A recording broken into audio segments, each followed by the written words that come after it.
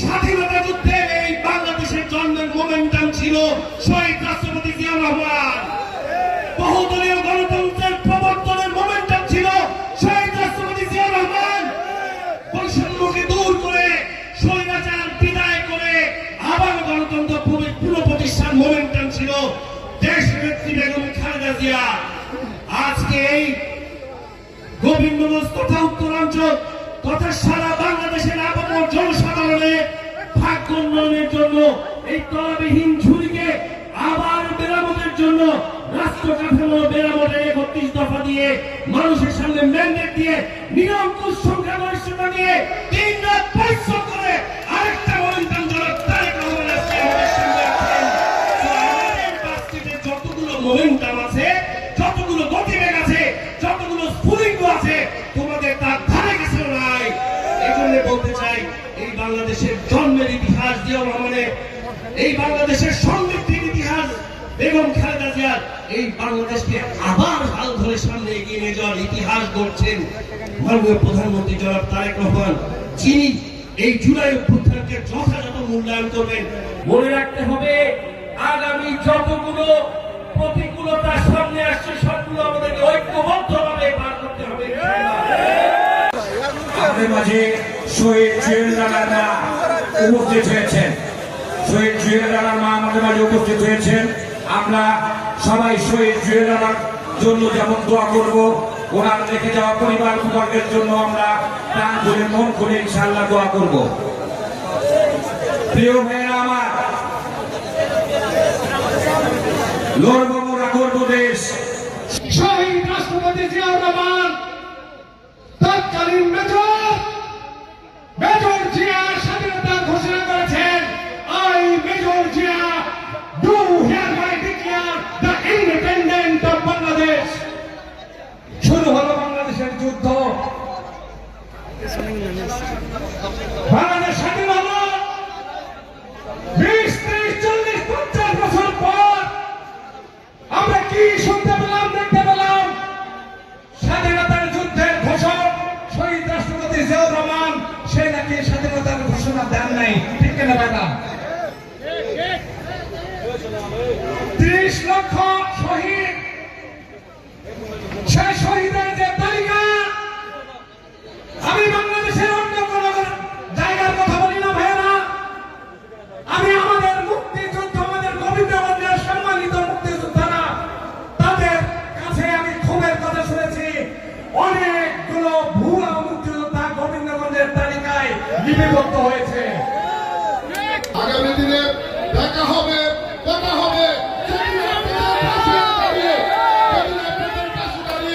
আপনাদের মুখপাত্র হয়ে কোন এক জায়গায় গিয়ে জনতার কথা বলতে পারি, জনগণের কথা বলতে পারি। জুলাই আন্দোলনে, জুলাই বিপ্লবে গোবিন্দগঞ্জ থেকে কারা কারা আন্দোলন করেছে, প্রকৃত জুলাই বিপ্লবীকে মূল্যায়ন করতে পারি। বক্তব্য দেওয়ার এখন আর তেমন কিছু নেই, কিছুদিনের মধ্যে আবার করবে। শুধুমাত্র এইটুকু বলতে চাই, জুলাইয়ের চেতনাকে ধারণ করে আগামী দিনে আমাদের জনাব তারেক রহমানের নেতৃত্বে বাংলাদেশ বিনির্মাণে আমরা চাই, আমরা বিএনপি যারা করি, বিএনপিকে যারা ভালোবাসি, সততার সাথে আগামী পথে আমরা দেশকে বিনির্মাণ করার জন্য তারেক রহমানের হাতকে ইনশাআল্লাহ। প্রিয় উপস্থিতি, আজ 5ই আগস্ট জুলাই অভ্যুত্থানের দ্বিতীয় বর্ষপূর্তি। জুলাই অভ্যুত্থানে অনেকের অবদান রয়েছে, তার মধ্যে বিশেষ করে জুলাই ছাত্রদের ভূমিকাটা একটু বেশি ছিল। সেই দৃষ্টিকোণ থেকে এখন আপনাদের সামনে সংক্ষিপ্ত আকারে বক্তব্য রাখবেন জুলাই শহীদ এবং জুলাই যোদ্ধাদের পক্ষে সাব্বির আহমেদ।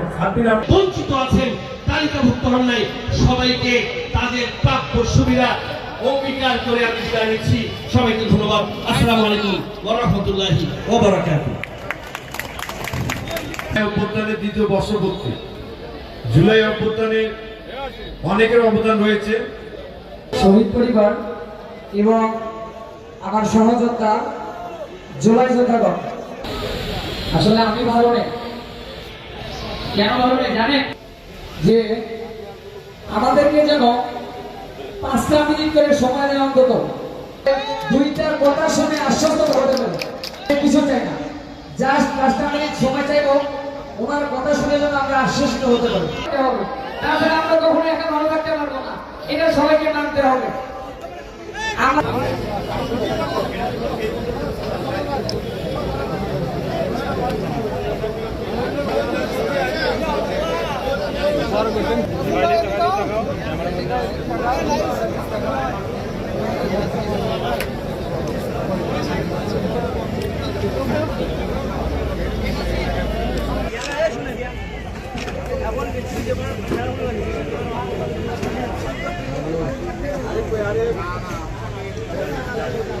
আলামিনের পরে প্রস্তুত থাকবে জাহিদ,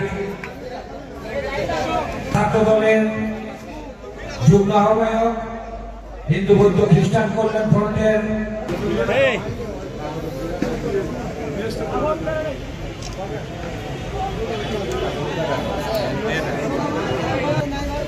এরপরে প্রস্তুত থাকবে মিশকাত। আচ্ছা,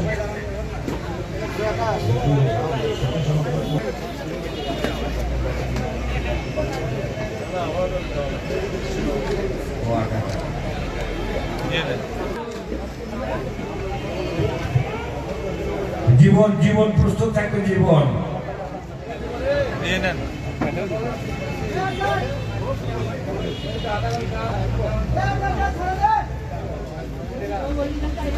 সাধারণ সম্পাদক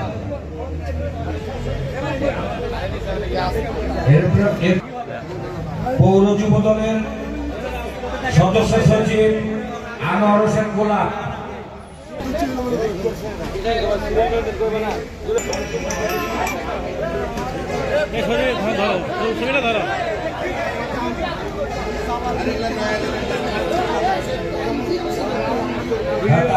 আসামকামী আওয়ামী ভাইকে মঞ্চে এসে ক্রেডিট গ্রহণ করার জন্য অনুরোধ করা হচ্ছে।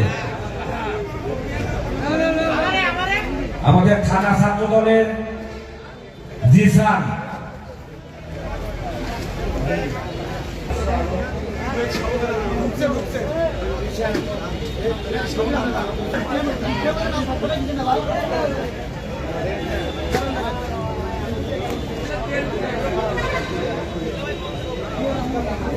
ঠিক আছে।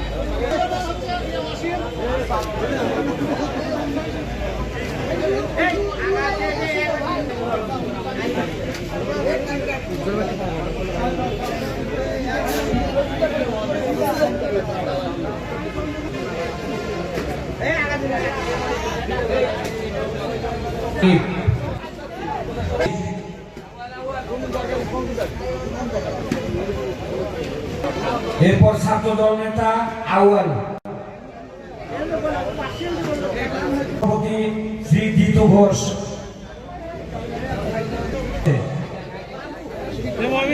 সভাপতি হাই স্কুলে নেই,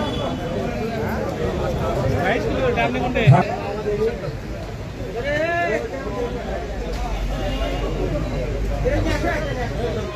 দল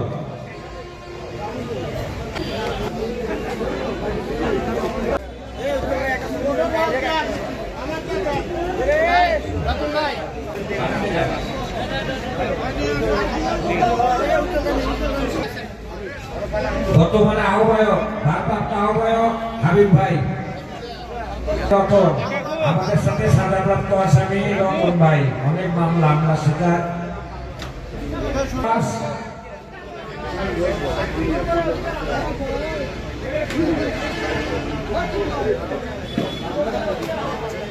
পলাশ ভাই বাবুকে ক্রেস্ট গ্রহণ করার জন্য অনুরোধ করা হচ্ছে। আর আমাদের মঞ্জু ভাই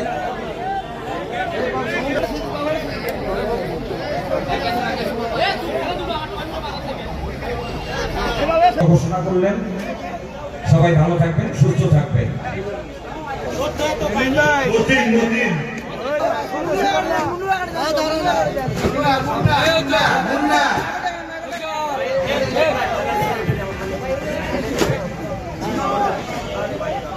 উঠে গেছে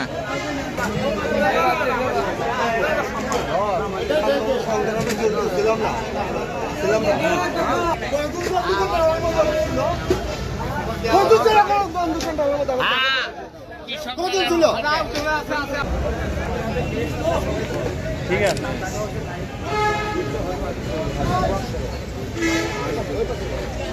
তারা ওখানে আসছে